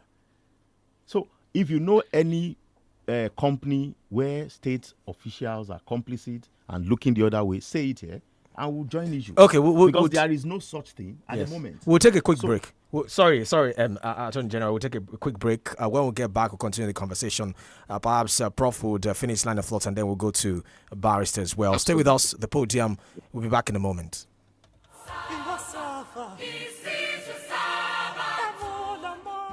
You're listening to 32 FM 94.9. Ẹ̀rí ọba ìyanu tọdún ní túkọ̀ àdúgbò.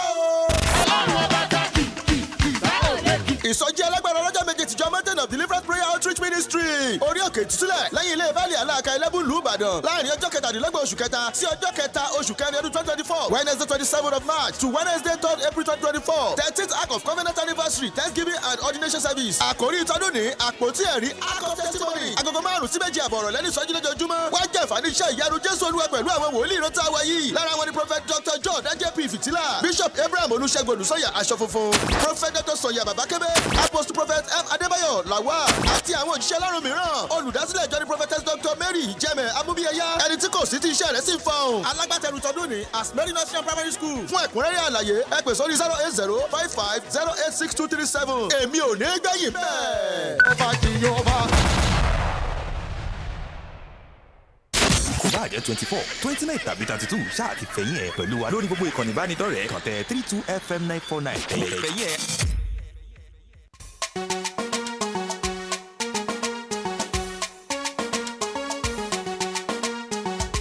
ọ̀kọ́lọ́kọ́ mariaba làwọn sálà mariaba làwọn sálà oṣù ìkéde ramadana mariaba làwọn sálà. múmínì pẹ̀lú múmínà 32 FM kí wa 94.9 yìí ni wípé àpò àmójúbà Ramadan oṣù kẹtùndé ọyẹ ẹjẹ aṣọ nígbàwọ iye tá a gbára bá ká ìṣẹ́jú 5 ìṣẹ́jú 10 ìṣẹ́jú 15 ọgbọ̀n ìṣẹ́jú wákàtí kan lọ́wọ́ tí kò gara lọ ní 32 FM 94.9 fún ẹ̀kúnrẹ́rẹ́ àlàyé ẹ lè pa alága Ramadan ẹlò ẹlòmí ṣàyẹ̀dùn 07083196095 kọ́lá mọ́bẹ̀ yìí sópin a ó ṣe púpọ̀ ọdún láyé. 32 FM 94.9. ṣẹ̀mí bí olóògùn ọ̀rẹ́. Ijaodola lètò tó yanjú àwọ̀. láàrin mùtúmùwà. tóbi lọ́ba Ògúnṣínà Wọ̀kìlùmọ̀ látọ́kùn ètò. láago 11 àárọ̀ lọ́jọ́ Ẹtì àti Àbámẹ́ta. In the days of his power, his people shall be willing. Ilaji Total Recovery Crusade. Join us with your friends and family to experience God's miracle working power at Ilaji Total Recovery Crusade. Theme, Days of His Glory and Power. It's a 2-day crusade coming up on Wednesday 20th and Thursday 21st of March 2024. Time, 5 p.m. prompt. Venue, Ilaji Resort International Mini Stadium, Oloyo Village, Onara Local Government, Akron Ibadan, Oyo State. Ministering Apostle Sunday A. Popola of World Communication Ministries. Welcome. Music ministrations by Evangelist Dr. Mrs. Bolare, Babatumishe, and the Realities Choir. Please note, there will be free medical checkup and free food distribution. Ilaji Total Recovery Crusade. Come, you shall totally recover. Jesus is Lord.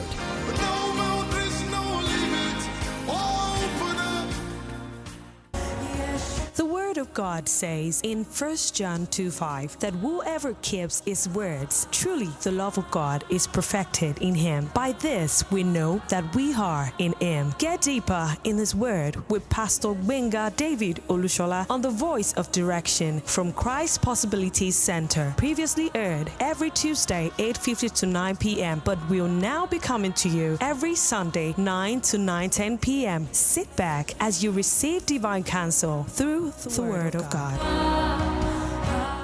Ẹ̀yin fans mi. It's okay. Ẹ lọ sórí gbogbo ìkànnì ìbánidọ́rẹ̀ẹ́ ní 32 FM 949 fẹ̀yìn ẹ̀ àsáàpù.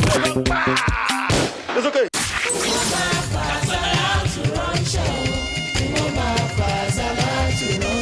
Maria Babi Kaya Ramadan. Alhamdulillah, Ramadan dé lọ́tún. 32 FM Ramadan quiz gbọ̀nà tún yọ. Ìrọ̀lẹ́ ní tọdún 2024 yìí o. 4:15 p.m. lójoojúmọ́ ní ìdíje yóò máa gbéra sọ. Ọmọ ọdún 8 sí 15, 8 to 15 years ni ó láǹfààní àti kópa lórí rédíò 32 FM 94.9 live and direct Mondays to Friday. Yaumul Jumu'ah ńlá ṣekágbá ọ̀sọ̀ọ̀sẹ̀ bí ìṣe wa. Ọjọ́ àwẹ̀ àkọ́kọ́ Ramadan 1st 1445 ní ìdíje 32 FM Ramadan quiz yóò gbéra sọ. Onírúurú ẹ̀bùn ló ti kúnlẹ̀ fáwọn olùdíje kí àwọn ọmọ yín tọ́jú orí wọn wà lọ́dún 8 sí 15 kí wọ́n ṣàtìpè wọlé láti dáhùn béèrè bó ti tó àti bó ti yẹ lọ́rọ̀ bábù ṣe. 32 FM Ramadan quiz 2024 mashallah ọmọ mi ò ní gbẹ̀yìn bẹ́ẹ̀.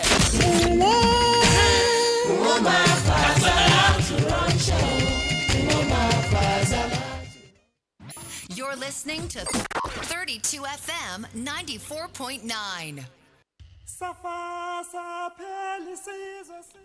Welcome back to the podium on 32 FM 94.9. Remember, we're streaming live on Facebook, 32 FM 949 Ibadan, 32 FM 949 Fenya. You can also drop your comments there. We're also live on YouTube. Professor Ayede is with us. Barrister Ogunlola is with us. Our second guest on the show today is the Attorney General of your state, 𝐵𝐈𝐿. So, Prof, you were making a point. I think you were trying to clarify your question before that break. Very quickly, Prof. Yes. If you recall, the Minister of Mining, 𝐷𝐿 himself, said that he has received threats because of some of the statement he made concerning banditry and mining. Then, if you also recall, the Director General of Oyo State Mining Development Agency, Abiodun, also announced recently the suspension of 2 badges and also claimed that they are investigating 2 mining companies in Oyo State. Now, when you put all of this together, the neat statement that mining is just the business of the federal government, the issue of interest and of powerful people, whether in government or out of government, are involved with some of the challenges with mining, does not really hold ground. So what do you have to say to these claims concerning interest around the mining industry and how they are responsible, for the problems that we have, including environmental problems in the mines? Yeah. Okay, I'm happy about what Prof has said, which shows that the state has not been folding its arms. So, crime, especially where money is involved, is very alluring. So, people who found resources around their vicinity and are exploiting it criminally. It's a possibility everywhere. And the ones that we have identified are being dealt with. Suspension of traditional rulers. And if you recall, about a month ago or less than, the governor personally led a team to invade a premises at Oluyole local government where some Chinese guys are illegally mining lithium. So it's everywhere in the press. So everybody knows what the state is doing. But we know that there is more. Okay, maybe that's what Prof wants to hear. More that you're going to do. Yeah, more than we're going to do. Yes. I mean, that's why before we've not had any executive order dealing with mining. Now we have two.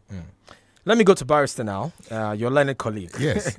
maybe we'll give you a more soft landing, Yes, thank you very much. I have 3 questions for the Attorney General. I'll take one now, and as the program progresses, the 2 others will come. So let me stand on existing protocol, as you people would say. So the first question will be related to this mining and explosion in the state. Yes, mining is within the exclusive legislative list, but the damage from the recent explosion is local, and the victims, the good people of your state. I know for a fact the efforts of the governor to ameliorate the immediate problems of the victims, for instance, medicals, were undertaken by the Oyo State government, temporary accommodation for the victims who were housed in hotels and all that. So my question now is, what happens to people who have lost their houses? Is there anything coming from the Oyo State government in terms of assisting these people who have lost, their homes, their houses? Is there any insurance company that is involved in all that is happening? Because under normal circumstances, the mining company ought to have an insurance cover. As the Attorney General and the governor and the government of Oyo State explored that possibility in a way to ensure that its citizens are adequately compensated for what they have experienced. Okay, thank you, sir.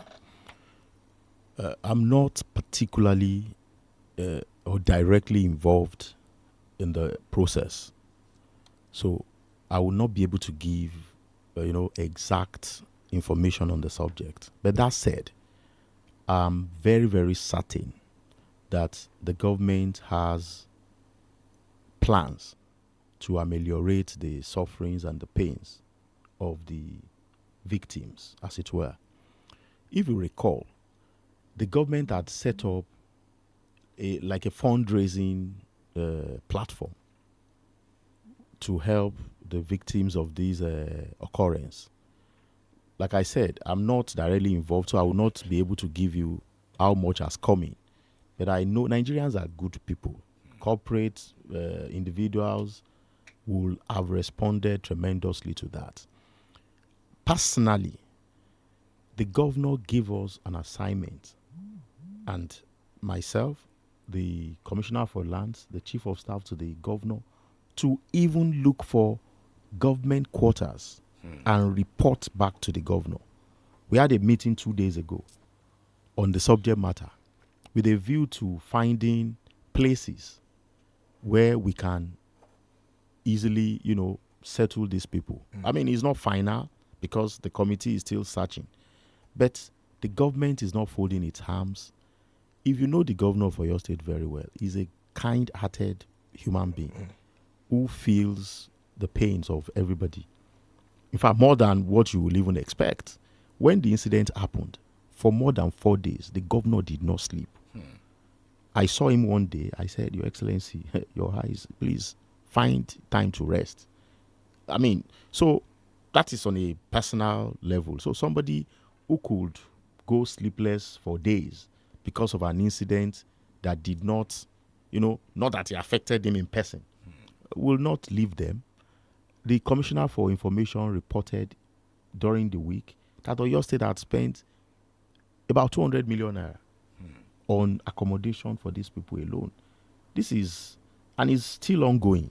Okay, now please permit me, Toba, to bring in my second question, because I always believe that it is better to be proactive than being reactionary, even though, like the Honorable Attorney General said, sometimes, these emergencies occur without warning, Now, I wrote a letter to your office a little while back under the auspices of Enviro News concerning what we feel is a potential threat to the people, and that's with respect to the Ogunpa channelization, where the people have turned it into a dumping site. And not only that, the allowable setbacks that were set by government are honored in its breach by particularly those trading within Agbeni Market, Dugbe, going to Orogun, going to Molete, Kudeti, and the rest of the stuff. And there are allegations that it is government officials that are selling those allowable setbacks to these people who are putting up not only temporary structures, but also permanent structures. Now, if we remember what happened with Omiyale, what is government doing with the level of what I would call a poor maintenance culture?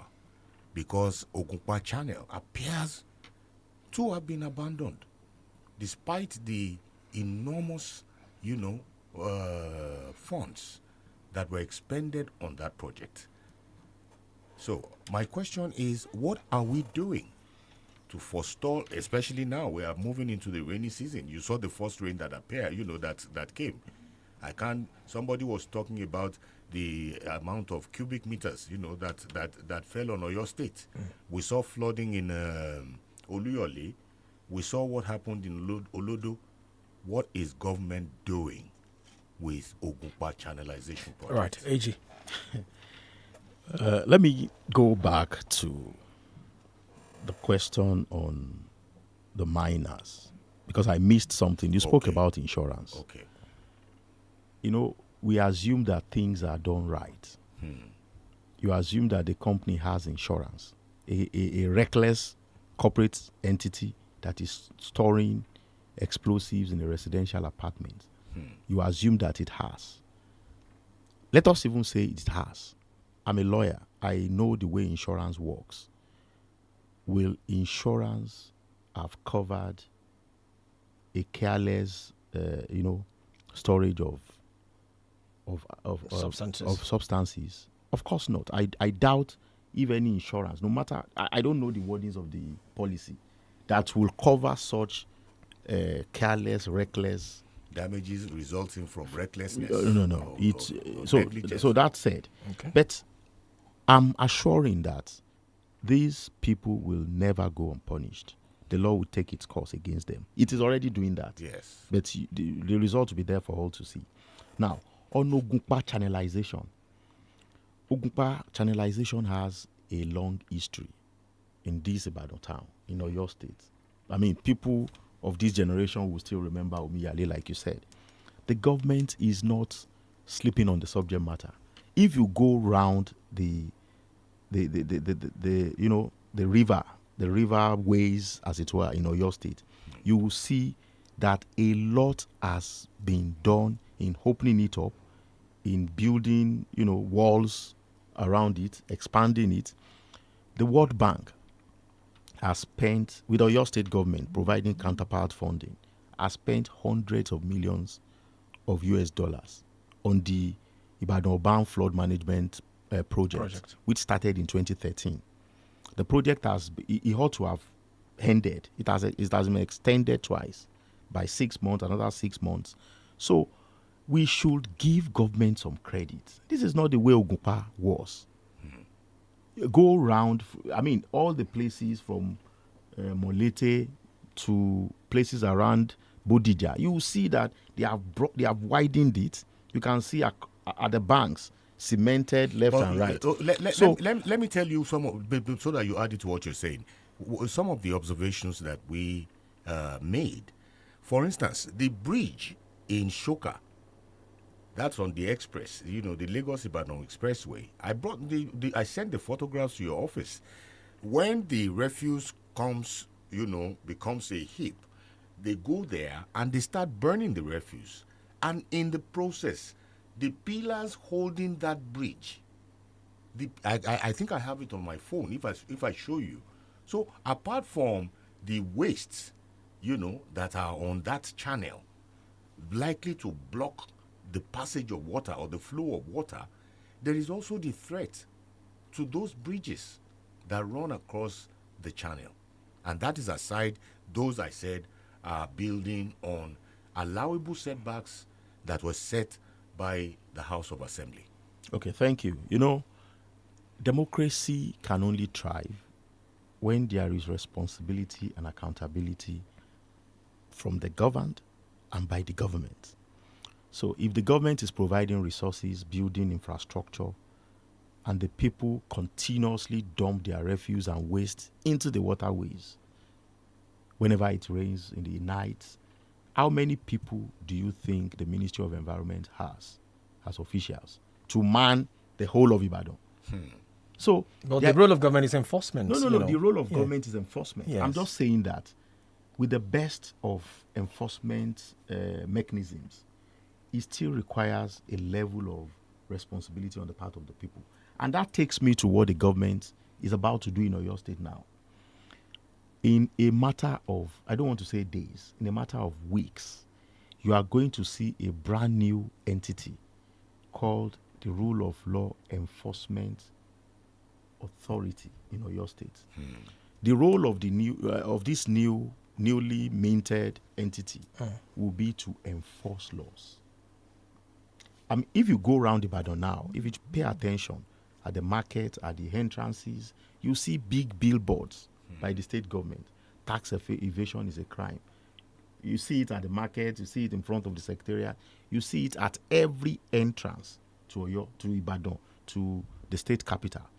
It's a subtle awareness to tell people that because we know that the law does not self-enforce, the law does not self-implement, there is no automaticity in law.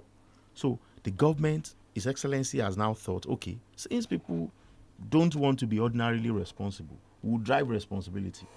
So this Rule of Law Enforcement Authority, their work is to enforce all laws, from traffic to environmental to infrastructure protection, all the laws of Oyo State.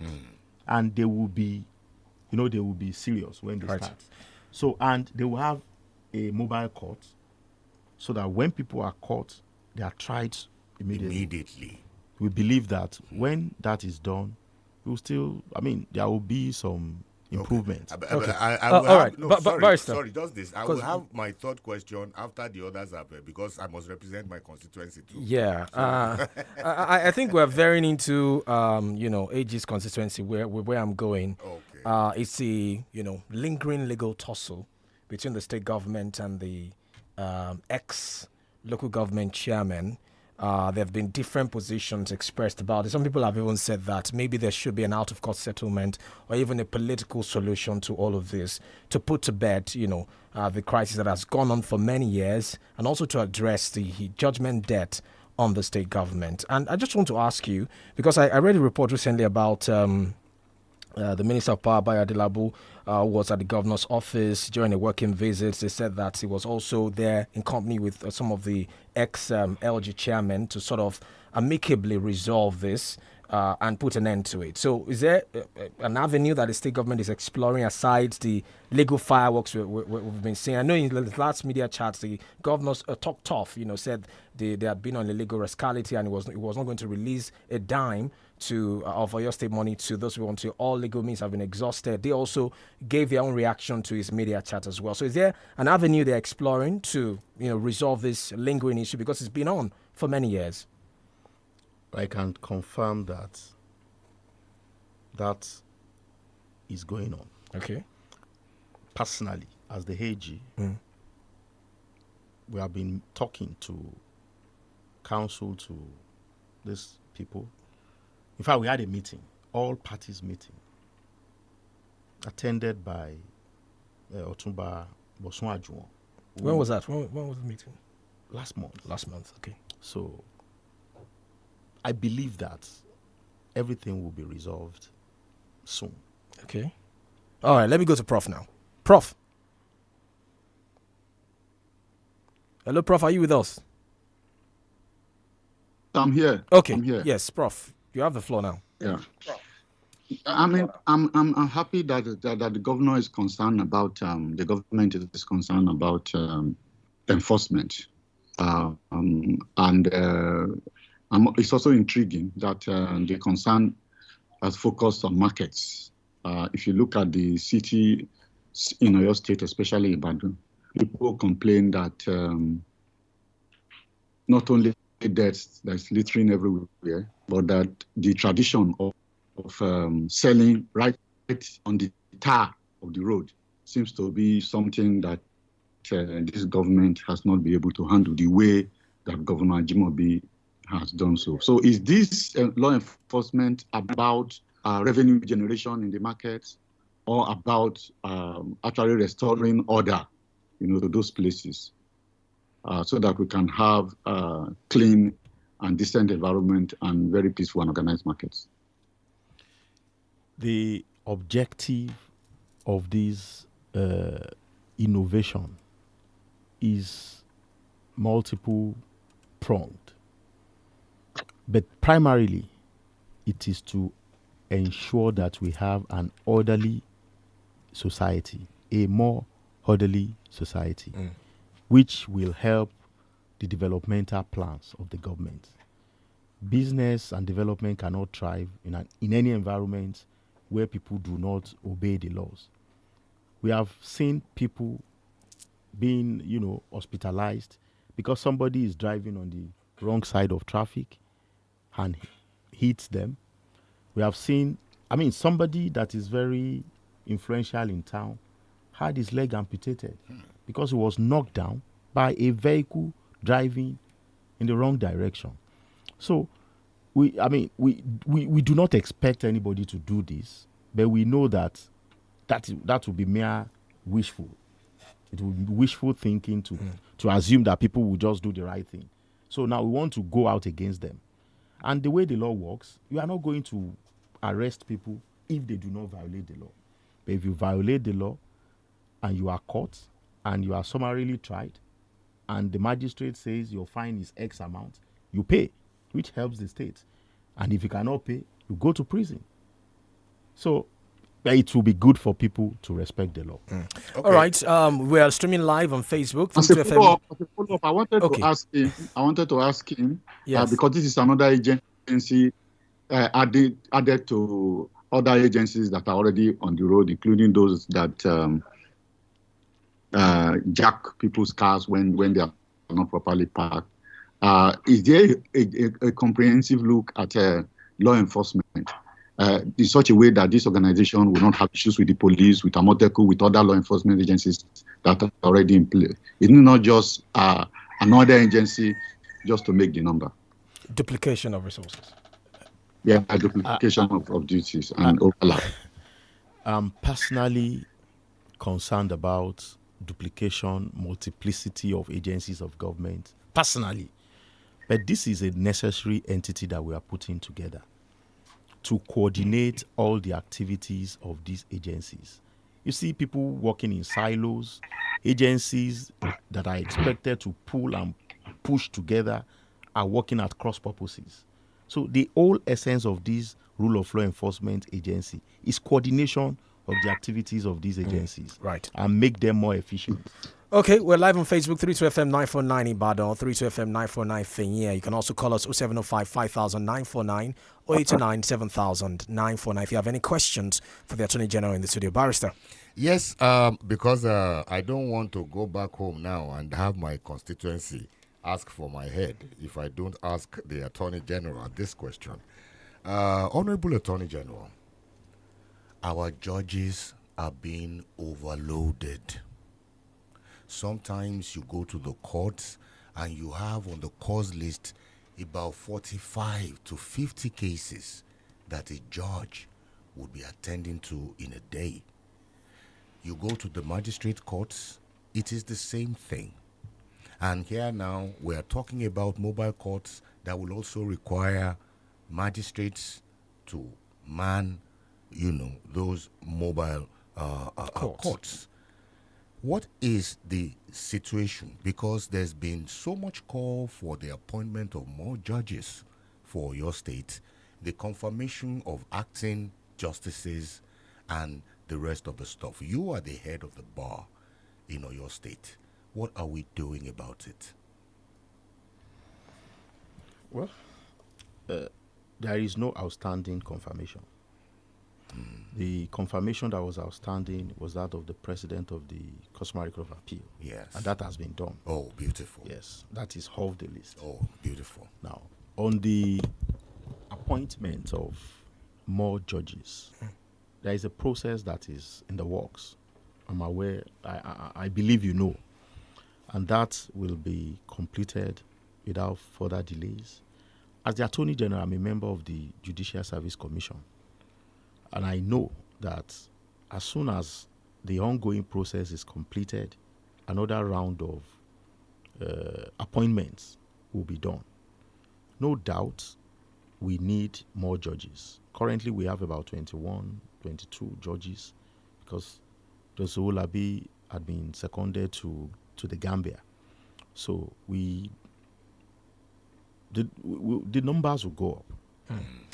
Okay, 32FM 949 Ibadan, 32FM 949 Fenyia. Okedun Rabatunde says, as government is trying to enforce laws, please let it not be limited to Ibadan alone. Extend it to nooks and crannies of the state in which Fidelity is included. Sir, before enforcing the law, put facilities in place.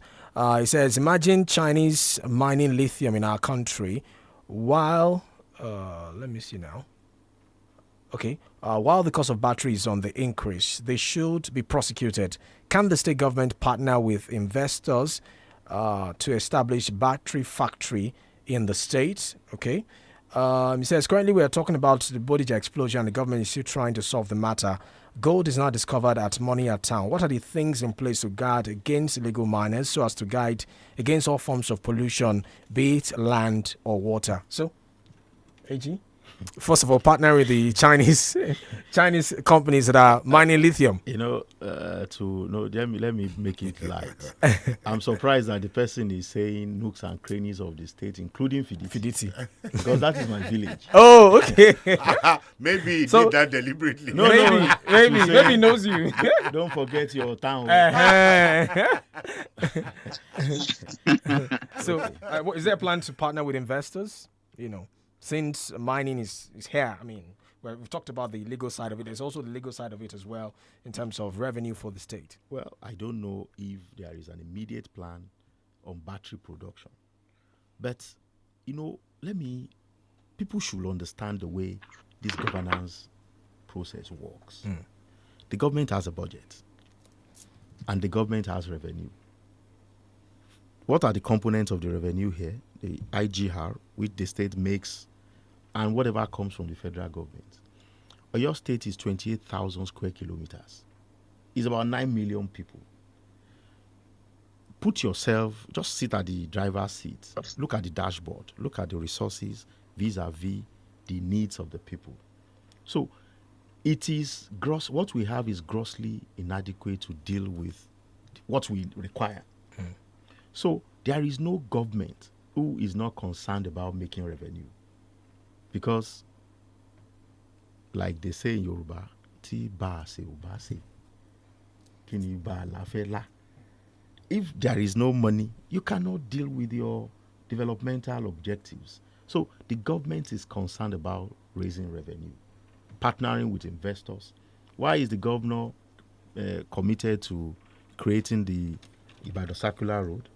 Why is the government opening new areas? Why is the government investing so much in Fashola? At the Agric Hub through Oisada. We have Oisipa, that is the investment vehicle of the state. So the government is also, I told you earlier, the government is also now looking into mining. We have a pace-setter mining company. So you're looking for license? Yes. It's not going to even operate like a government. It will be in the marketplace like any other company. So is it like a public-private sector partnership? No. It will be a private entity but fully owned by the state. It's permitted by the law. So that it can play like any other company in the marketplace. So the government is also thinking about, the governor told us that some consultants were hired to consider primary schools in Oyo State. All the nooks and crannies, length and breadth of Oyo State. Including Fiditi. To look at how they can bring those primary schools to a decent standard. 80 billion is required. That is primary schools alone. So if you extend that to primary health centers, all secondary schools, where will the money come from? So we need the money. And that is why people should know. When they say government is not doing, government does not have all those resources. But it's for people to ask, and it's for government to keep doing. But let me add this. There is a video that is trending of a school whose structures collapsed on students. It's not in Oyo State. Not in Oyo State. Not in Fiditi. Not in Fiditi. But what I'm just asking, because the rains are coming, do you have a unit or department that goes around to see, conduct integrity tests on some of these schools to ensure that we don't have that kind of an experience in our state? Yeah. As you answer the question, we're wrapping up. Because to be forewarned is to be forearmed. Yeah. I believe so. Okay. Schools are manned by principals, by headmasters. They have tutor generals. There is a system. So somebody is in charge of the school. If the governor cannot be in every school. So if your school is dilapidating or something, there is somebody to report to, and it escalates. And I hope principals and headmasters are listening to us now. I believe so. You see, that is why there is an executive council of the state. All these things come, we look at it. Okay. Education will bring its own. Me, I will bring from the judiciary and the legal space. Somebody in environment will do the same. And let's give the government some credit too. It's not as easy. It's for us to be, because we elected them there, we'll be asking questions and putting them on their toes. Yes. That's it. While commending them for the good ones they are doing. As a matter of fact, I want to commend your government for the new face of our roads. I hope it will go around everywhere, because now cars glide. You are no longer driving, you are gliding. Smooth roads. Look at Ring Road. and we are doing that. These contracts were awarded in December. That was the last EXCO meeting we had. The agreement came to me for review. The governor was insisting that I want to finish this before the end of the year. Within the limited resources that the state has. The governor too drives on this road. Yes. So if the road is bad, it's not that they fly helicopter. Everybody sees it. We give kudos to our governor and the administration. Thank you so much for joining us on the podium. Time is up. Prof, your final thoughts as we wrap up? Yeah, I think let me also join Barrister in saying that, some of those roads are really provide the opportunity for cars to glide. But the governor should not rest on his past, because if you look at areas around Arulogun, those areas, they don't enjoy the kind of upliftment that we are talking about. So, and that's why the gentleman who was talking about let it go round. So we challenge them not to rest on what they are doing, but to extend it further Right. to other parts of the state. Thank you. Right, thank you so much to the Attorney General and Commissioner of Justice, 𝐵𝐈𝐕𝐄, for joining us on the podium. Thank you. Great to have you here. Thank you to Barrister and Prof as well. Thank you for listening. We'll be back next Saturday on another edition of the podium. My name is Lauren Toba Yusuf. Enjoy the rest of your Saturday morning. Bye for now.